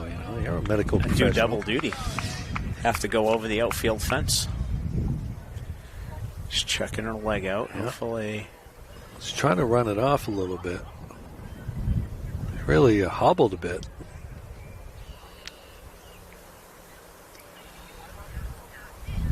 Yeah, she's struggling a little bit there. Marblehead has a thin bench. I think the lineup only had 2 players. I know that there was an injury. Yeah, she's not going to be able to go. Looks like she's getting helped off by her teammates here. It's unfortunate. Oh, hate to see that. Yeah, so she's going to, it looks like she's not able to hold herself up on that, so she's going to have to come off. And let's see if we can get a number, Rich, on who's coming out and see what the changes will be. I don't know if it's going to be like for like or there's going to be a lot of moving pieces. Yeah, I'm going to guess there'll be some moving pieces here. So we're going to watch. Looks like it's going to second, and that was that's number 10, the flex player that we had talked about, Lucy Rogers. Okay. So she'll be coming in to play for Schmidt, I guess. So I'm going to guess she's going to hit. That means that if she's going to, so she went to second base. Lucy Roberts will have to go in the lineup. Yep. Into Schmidt's batting spot. Well, we'll see what happens. Yeah. But anyhow, we have a runner on scoring position, and Beverly needs a base hit. Yep. So Rogers went to second, and Avery Sheridan, who was playing second, is now the shortstop. No, Grace Dow's at second, the designated player. Right. Dowd is the number 10. That's right. Yeah. Okay. Never mind. Okay. We had the little mix-up there, right? Okay. Ball. Nice pitch by Francis. I'm not sure that counts right on the scoreboard, isn't it? I thought there was 2 strikes on her, but maybe I'm wrong. Yeah, I think you were right. Yeah, that's right. So it's Grace Dow who's at second base. Yes. Yeah. Fights that off. By Niedema to stay alive.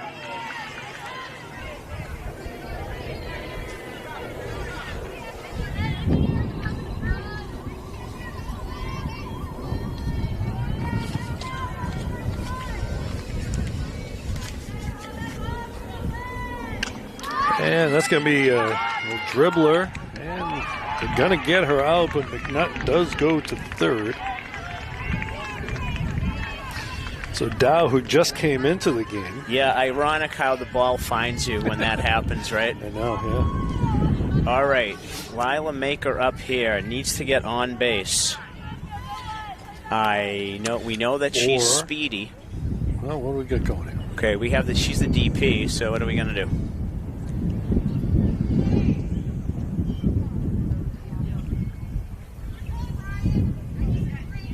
Oh, okay. They're just trying to get the trainer over here. So they stopped so they could get someone to call the trainer for the injured player. It looks like her mom's going in the dugout. Yep. Okay, so Lila Maker up. The go-ahead run on third.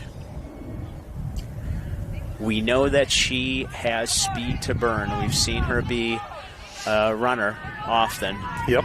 Here's the question, Rich. Do you try to push a bunt down and try to get on with your legs? I think you or do you let her swing away? Yeah, I think... well, they're up expecting it. Yeah. Well, let's see. I mean, how's she been swinging the bat? That's another question. That's a ball. Ball inside. Was not showing bunt there. So that might move the third baseman back a little bit and give you an opportunity then to maybe do that. And again, with McNutt's wheels, anything that gets past the catcher, strike there.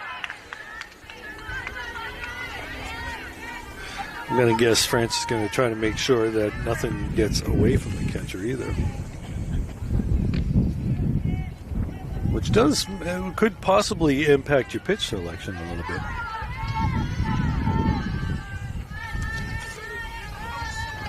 Squares. Trying to squeeze. Ball's foul. Now, if that ball had gone fair, that would have been interesting because she almost had a tag. The way play. McNutt was there, she could have just turned and tagged her. Right. But third baseman was right there. 1-2 now is the count. Can't really take the risk of bunting here because No. a foul ball would be strike 3. Oh, swing and a miss. Oh, and they tried to get her at home as opposed to throwing it to first. I think Lila didn't realize that it was strike 3. No, she 'cause didn't. Right? run. Yeah, they had to tell her to run. What a sequence of events, and Yeah. the Panthers push across the go-ahead Okay. run. Well, as they say, take whatever they give you. So the run A strikeout scores. and reaches on the Strikeout, wild reaches pitch. On the wild pitch. And now the Panthers have the lead, 3-2. Let's see Wow. if they send Maker on this. Yep. Nope. That brings up Kayla Everett. So yeah, that was a peculiar play because could have thrown to first. Francis didn't cover home. Yeah. Could have went to first. The runner should have gone immediately. Yep. So, like you said, there was a lot of moving pieces there. And the thing is, I think McNutt had beaten the throw to home anyway. Right. So I'm wondering if the delay by the batter I kind of might was- have thrown everybody I off. was wondering if Lila got a piece of it. I when did she too. swung. I was thinking so the same I wonder thing. if maybe that's why she didn't run. If she Yeah, thought yeah. she got a piece of it. And that may be why nobody really reacted as if it was a. But I didn't see any argument or any No. discussion, I should say, Yeah. from the Marblehead coaching staff or catcher. Yeah. Got to strike and make it 1-2 now. I think a lot of people thought that was strike 3.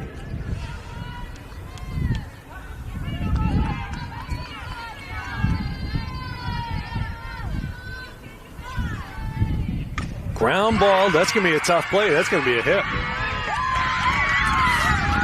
Everett legs that out. Put that in no man's land. Nobody was able to make a play on that. Yeah, swinging bunt like that is a tough play, and especially with somebody who runs well. So now all of a sudden the Panthers are one hit away from another run. Yeah. And this is going to bring up Avery LeBlanc. Panthers have done all this without any hits in this inning. Like a bad movie for Tessa Francis, who threw a no-hitter. Right. And all right, so that brings up Avery LeBlanc. is this a pinch hitter or is this number? No. No.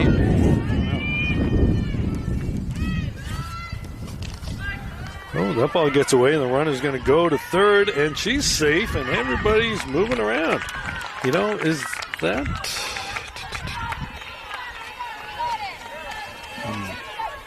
We can't see... It looks like I wonder if that's Avi Delgado. I think Is it you're right. 23? Yeah, I think it is, because that definitely looks like a double-digit number. Yeah, I think it's Avi. Yep. Okay, so you got runners in second and third now. Good cut there by Avi.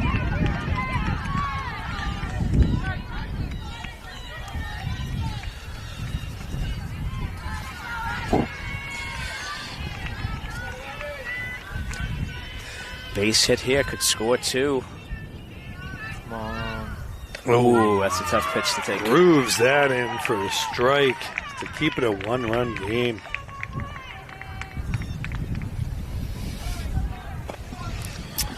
All right. The Panthers have the chance to get the 3 hardest outs in baseball, Rich. Softball in this case. 6 And the top of the strikeouts order. for Francis. And, yeah, they're going to have to do it by facing the top of the order.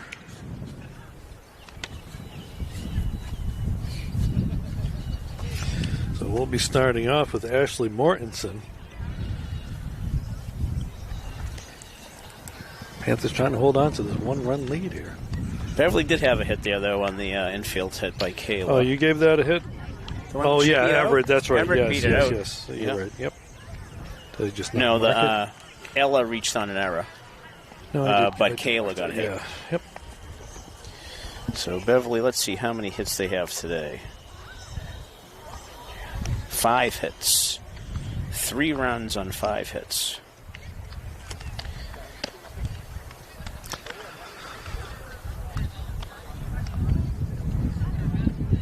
And have left 5 on base.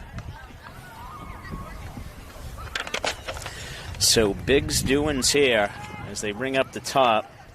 Mortensen has, in her 3 at plate appearances, has flown out. Takira McNutt has reached on a walk and has a base hit in her last at bat. Nora Mahan has grounded out to Lydia Miedema, had a base hit, and hit a line drive that was caught by Sophia Balducci, who came diving in for it. Yeah. And Tessa Adriano has hit the ball hard but has nothing to show for it today, hitting it over to second base twice and to shortstop once. So let's see what happens. As we talked earlier, Rich, that we're going to get a look at the resilience of the Beverly Panthers lineup here, and they scratched one out by hook or crook, and let's see if they can hold the fort.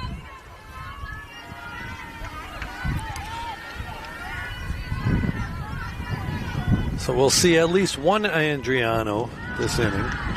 Panthers hoping it's only one. Oh, yeah, that would be bad. Marblehead hoping they can see another one. If it's 2, there's no chance I'm making my game on time. Yeah, or the event I have to go to. I'll be a little late. That's in there for a strike. Tough pitch, down low at the knees.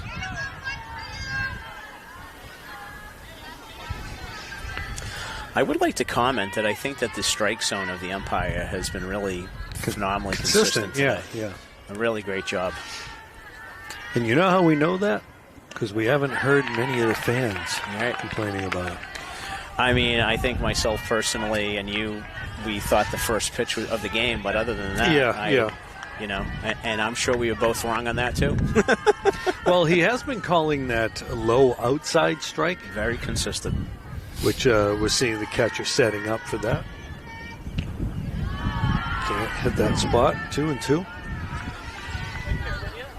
I think it's a strike, but he's been calling it all day like that, so you can't really complain if a batter doesn't swing at it and they get called out. Absolutely. Yeah, you just want the consistency.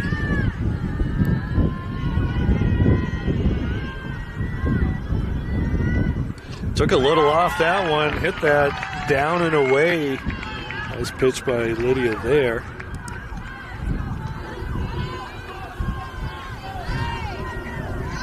I'll bring up Nora Mahan. That is Lydia's 5th strikeout of the day.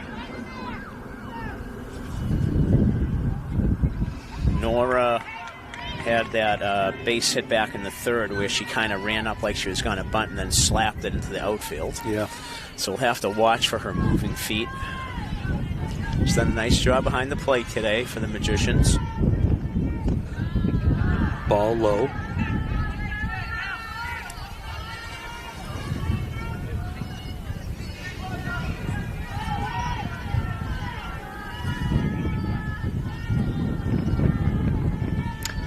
Pitch from Miedema. Strike. Took a little something off of that.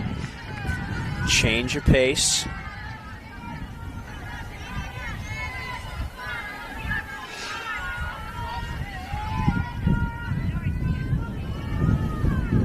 One and one the count. 1 out, 1 run game. There's that slash. There goes the feet. Here it goes. Well, watch the feet and watch the hands on the bat, right? Yeah, she was thinking about doing that. That's a dangerous move, right? You pull the infield in, you just hit it past him or over him. And it's just slashing right there. Now she's bordering on stepping out of the box there, too, I'd have to say. But from here, we really can't tell. My suspicion is that she does it consistently enough that she has it down. Yeah, and she probably starts deep in the box and then comes forward.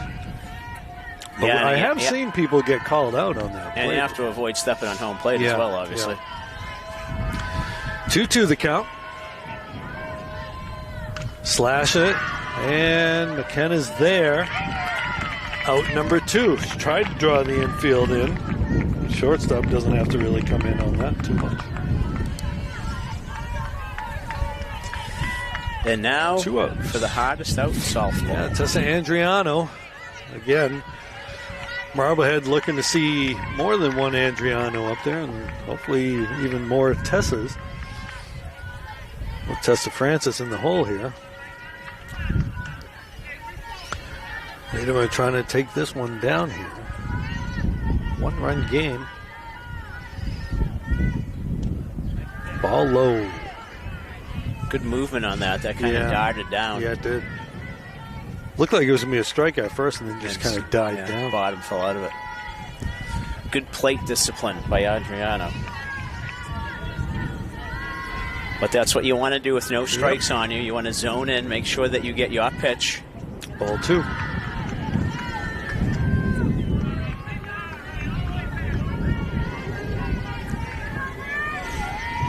Two and 0 the count. Andriano just looking to get on base.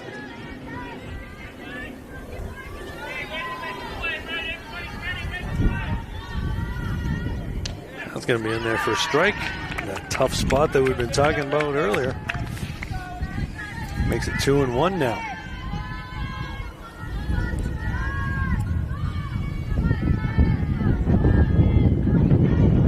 Might pick it up a little bit, changing directions a little. Blowing right to left now.